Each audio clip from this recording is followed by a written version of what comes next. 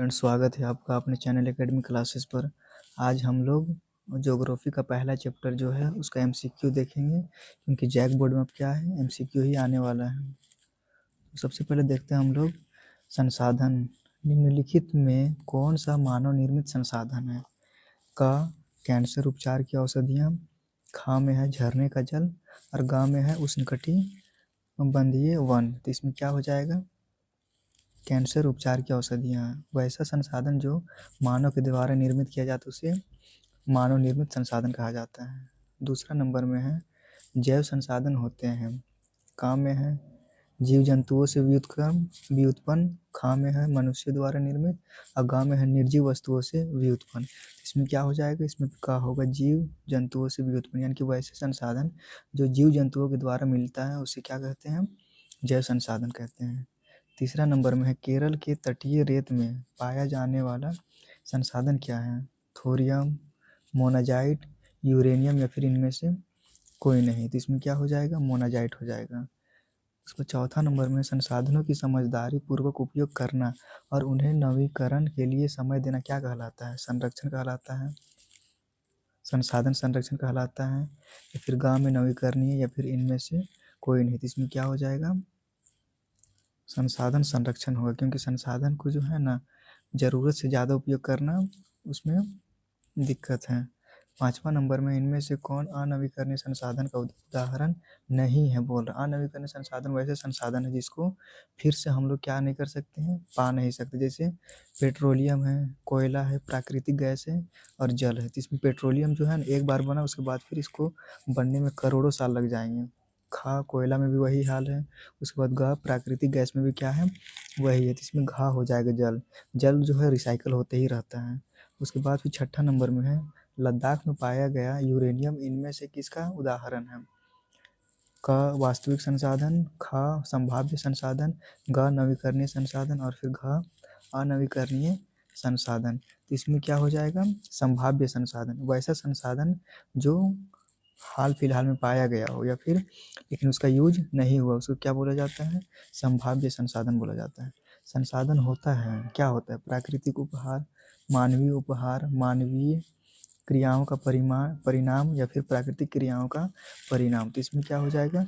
मानवीय क्रियाओं का परिणाम हो जाएगा। उसके बाद आठवां नंबर में है यह एक प्राकृतिक संसाधन। इनमें से कौन सा एक प्राकृतिक संसाधन है? सड़क, बैलगाड़ी, मृदा, या फिर लकड़ी का घर। तो इसमें प्राकृतिक संसाधन लकड़ी का घर तो होगा नहीं, बैलगाड़ी भी नहीं होगा, मृदा, हाँ मृदा ही है, और सड़क भी नहीं, क्योंकि सड़क जो है मनुष्य के द्वारा बनाया जाता है।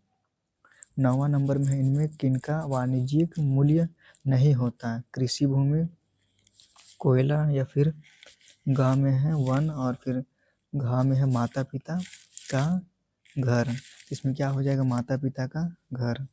उसके बाद फिर यहाँ पर 10वां नंबर में ये रहा चक्रीय संसाधन का एक उदाहरण है पेट्रोलियम, कोयला, प्राकृतिक गैस, या फिर जल। तो इसमें क्या हो जाएगा? 10वां नंबर का घा हो जाएगा, क्योंकि ये रिसाइकल होते रहता है, ये कभी ख़त्म होने वाला नहीं है।